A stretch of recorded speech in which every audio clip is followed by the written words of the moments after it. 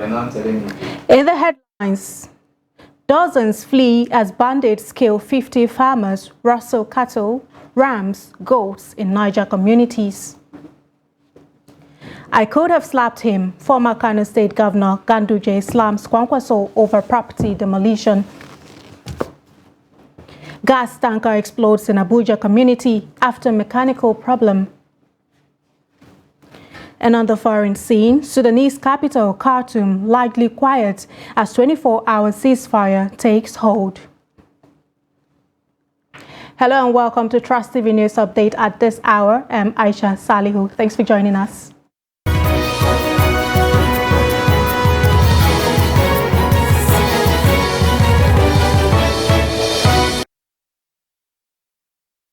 Now the news in details, where at least 50 farmers have been reportedly killed by bandits in various communities in Rafi local government area of Niger State, while several others had fled their homes between Wednesday and Saturday.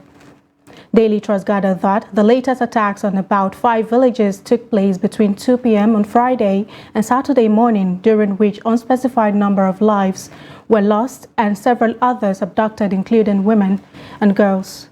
Daily Trust reporter in Niger State, Abubakar Akote, is joining us via phone call to give us an update of the attack. Good afternoon, Abubakar Akote. Welcome to the news update on Trust TV. Could you give us an update of the attack at this hour, this time around? Another attack has happened in Niger State. This is not the first time this year, and this is June. Another attack has happened by bandits. Could you give us the update? Okay, good morning.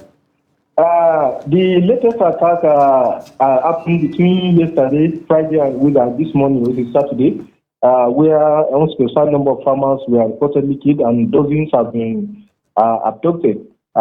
This morning, victims said dozens have been fleeing to Pagara, the headquarters of Rafi local government, worsening the humanitarian crisis in the area.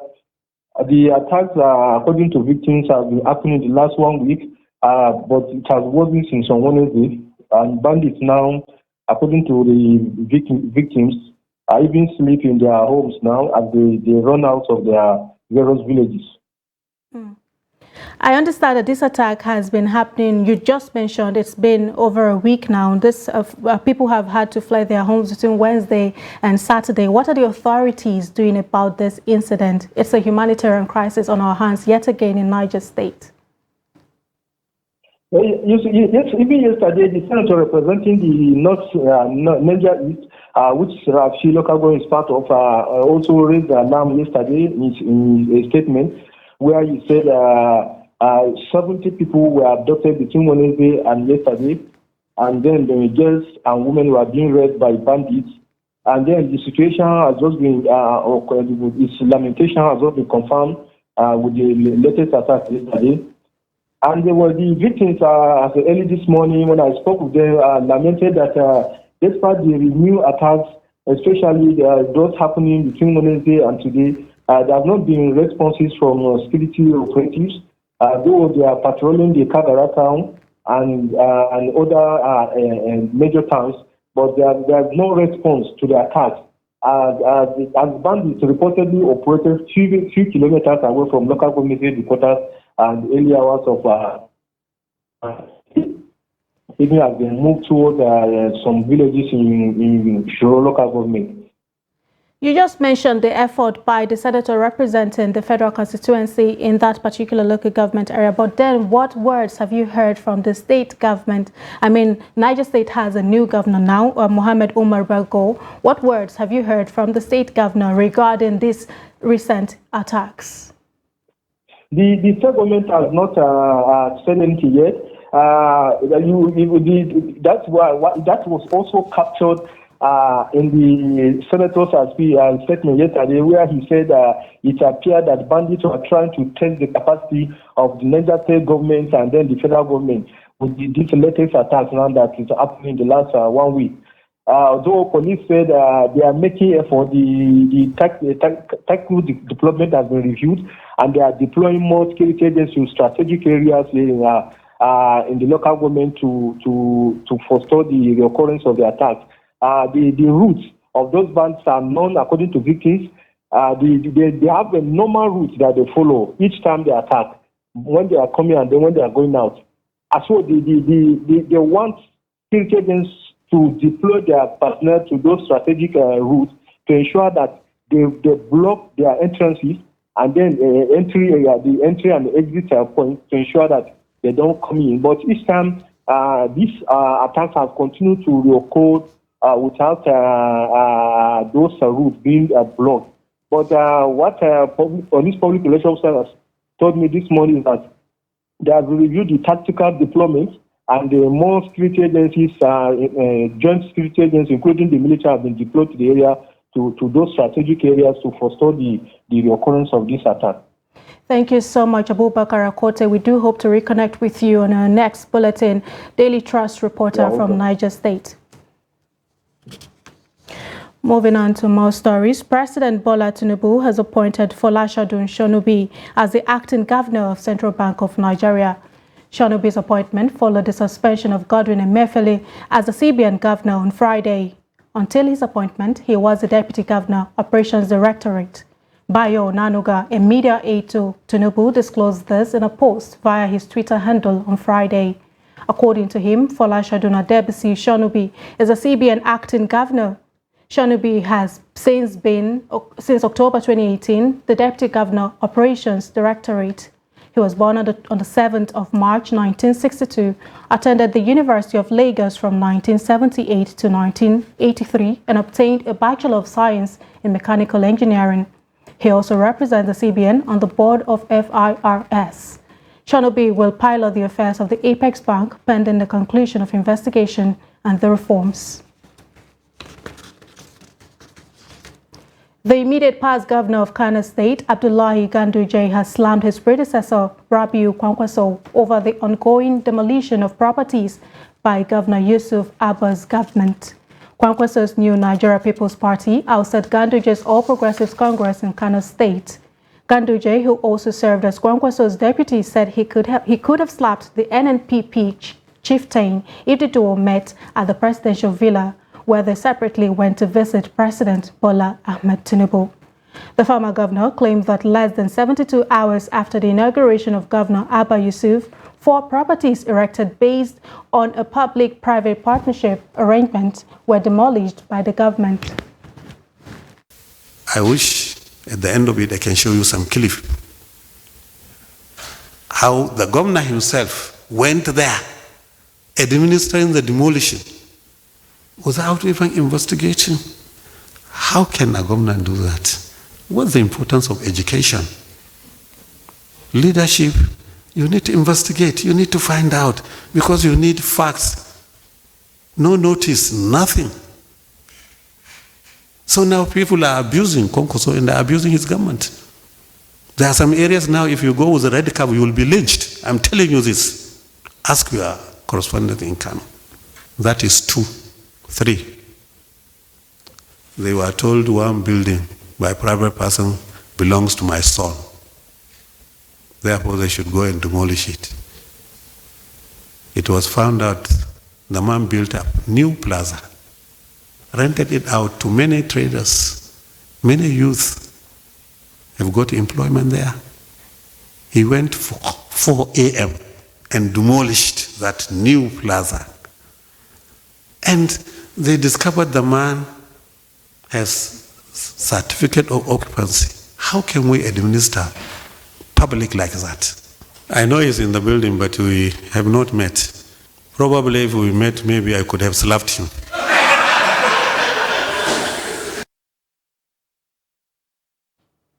But responding after his meeting with the president, Senator Rabiu Kwankwaso dismissed his successor's claims, saying that no government will react differently to what Ganduje did in Kano while in office. So far, the governor operated in 4 places. 1 is a faculty of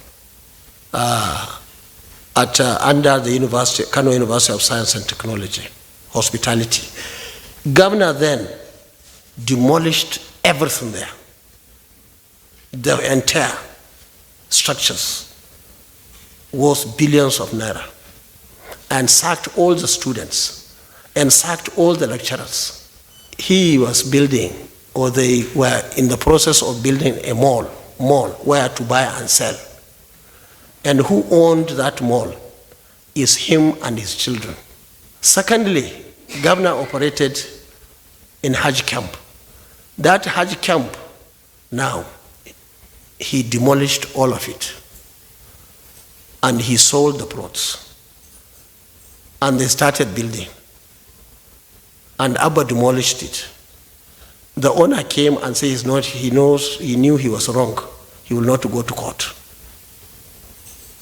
The third one demolished was at the heart of the race course, Kano race course. And that one is even owned by his children. The fourth one, which I discussed with Mr. President now, which he started, the governor started, is at the center of Eid ground. Eid, for those of you who are Muslims, they know what I mean. He did not build around the periphery. He went inside. He went the perimeter 1 round. He has done the 2nd round. Now he is at the 3rd round. People are building. We warned everybody, don't buy that place. We are going to demolish it. We have to have a mosque in Kano. These 4 places I told you. We have decided as politicians, we campaigned with them. Even if they go to court, they have nothing. The NNPP leader, however, revealed that conversations about a ministerial post for him in Tinubu's administration came up during his discussion with the president. He conceded that he was open to working with the president to move the nation forward, but affirmed that he would not join the All Progressives Congress.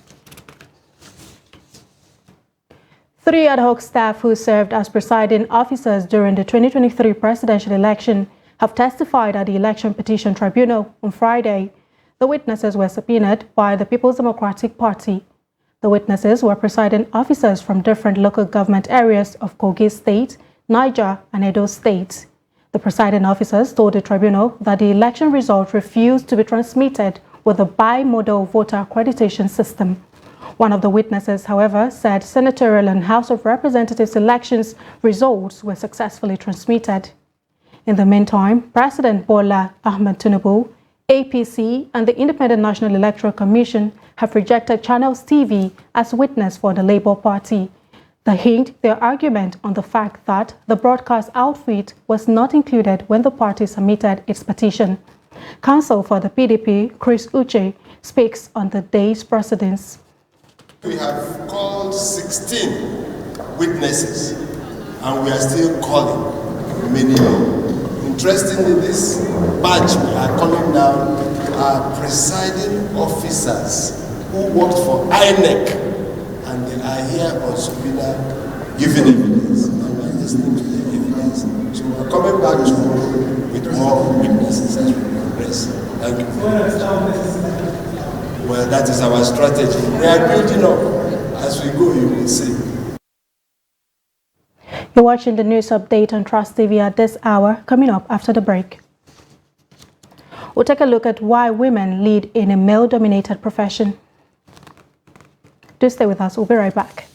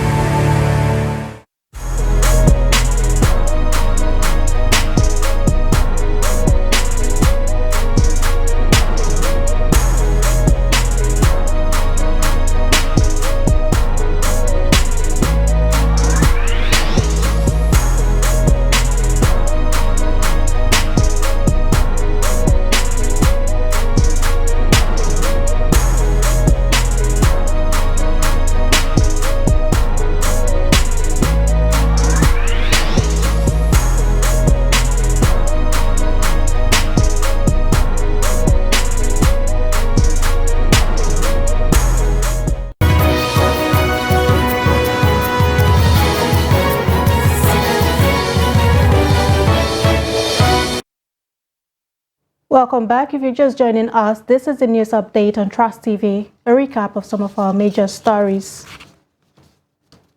We told you that dozens flee as bandits kill 50 farmers, rustle cattle, rams, goats in Niger communities. Also, I could have slapped him, former Kano State Governor Ganduje slams Kwankwaso over property demolition.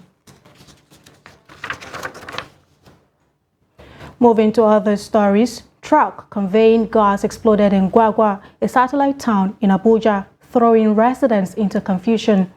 The incident happened Friday evening. It took place near a location near the police junction known as Gwagwa. Some eyewitness said the truck driver had suddenly parked there and alerted people to run. A resident, Sani Khalid, said a cover attached to one of the tanker's compartments blew up, followed by discharge of the content, and within seconds, the truck went up in flames. No one could ascertain the level of the damage caused by the inferno, as residents were watching the incident from afar.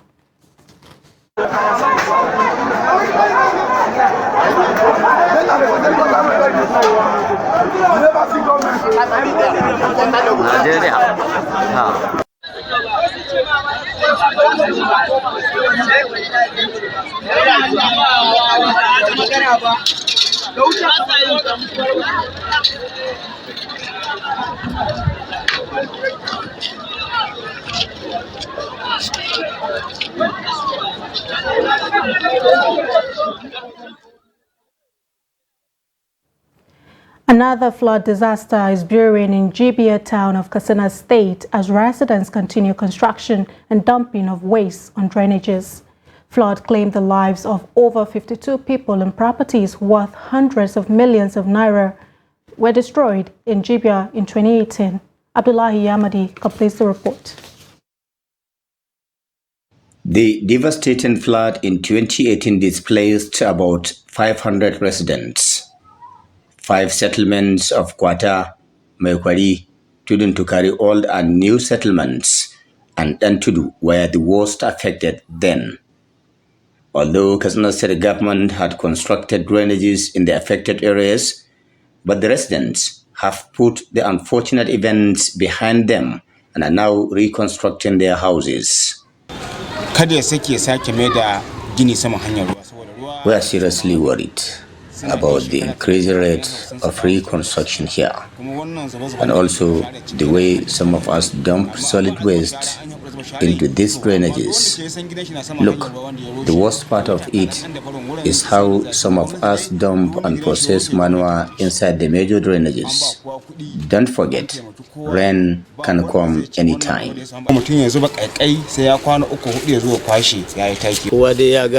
Though the last disaster had taught us a bad lesson that we ought not to forget in years to come. But what is happening here is an indication that some human beings are not normal. The whole of these areas were flooded in 2018. Lives were lost, properties destroyed, several others displaced.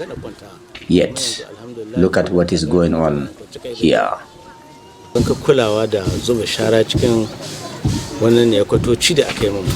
However, the promise of constructing housing units, mosque, Islamia school, shopping complex, and security outposts for the resettlement of the victims by the federal and state governments was not fulfilled till now. The piece of land allocated for the proposed housing units to resettle the victims is still undeveloped, which may be the reason why residents are building and unmindful of the danger their actions portend to their existence. This is coming even as NIMET is warning about the possible flooding during the 2023 rainy season in some states of the Federation. Local authorities here are worried about the activities of these residents, even as nothing is done to prevent possible flood disaster. The habit of the people in our locality is misuse of anything that government did to them. They bring out their refuse and dump it inside the culvert or drainage. So our team visited the area. They cancelled all that improper building which people did. Jibia is prone to flood, and when it comes, the devastation can only be imagined. Abdullahi Ismayamadi, Trust Television News, Katsina. Farmers in Kano State are angry with proliferation of high adulterated agrochemical, which, according to them, is affecting the growth of agricultural produce in Nigeria. Some of the farmers speak to Adamu Imam as the 2023 farming activities begin in some parts of the state. Adamu Imam files in the report. Farming activities kick-started in Bauchi with farmers expressing optimism that 2023 farming season will bring about fortune to them. The farmers are, however, wary adulterated chemicals sold to them as herbicides. Zabua and Malam Sani says they are uncomfortable with the high level of adulterated and expired agrochemicals sold by retailers to farmers within the state. Chemical dealers can say anything, but honestly, we always did the right thing when spraying. We usually see the result manifesting quickly on the grass, while at some point, if farmer refuse to read or ask questions on how to do it, definitely will affect the growth of the crop seriously, or mistakenly buy adulterated agrochemicals. Farmer can easily notice it even at the cover of the container. I encounter a lot of problems with these agrochemicals for weeding the grass. I often advise others to buy this type of chemical. I bought 2 liters, but it's just purely water, no moisture. After harrowing, I sprayed the chemicals, but no result yet. Now this is my second spraying. Still no sign of good chemical. I lost about 17 to 18,000 naira only for herbicides. Babe Mohammed spent 36 years in agrochemicals business, although he said most farmers do not have the requisite knowledge on how to use herbicides in their farmlands. The main issue here is that farmers always should know that the farmland must be wet before spraying for uprooted chemicals, and they should also get familiar of the quantity required at a time when mixing in a particular sprayer. If farmers do not stick to instructions, is bound to lose completely at the end. He added that some of the agrochemicals dealers and retailers have not taken precautionary measures selling their goods to the farmers. Some of farmers' claim is untrue. Maybe they patronize hawkers at the side of the market or weekly markets that sold at a cheaper price, while some chemicals are exposed to sunlight day in, day out. Those chemicals are already adulterated or expired. Farmers should buy from certified dealers to avoid losing their money unnecessarily. He urged regulatory agencies, especially NAFDAC, to be vigilant as some dealers of agrochemicals sell fake products to local farmers. Adam Imam, Trust TV News, Bauchi. Women in Kano State are now taking the lead in journalism, a male-dominated profession. But despite negative public perception about women practicing journalism, some are paving the way for a more inclusive and diverse media landscape. Jamil Mabai has more on the story.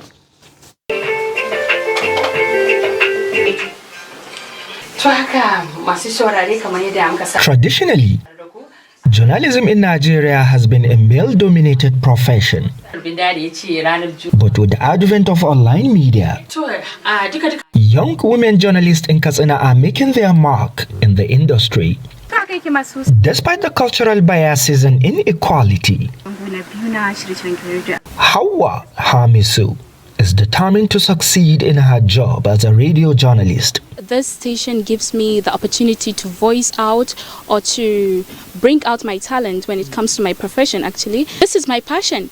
and I am here now. So I think every woman, if you have this passion, you should overlook, because whatever you want to put yourself in, you have to face challenges anyway. So if you really want it, you should come out for it, and you would achieve it by God's grace. I go out, I cover reports, I come back, rewrite everything, edit and present it, and it's been aired.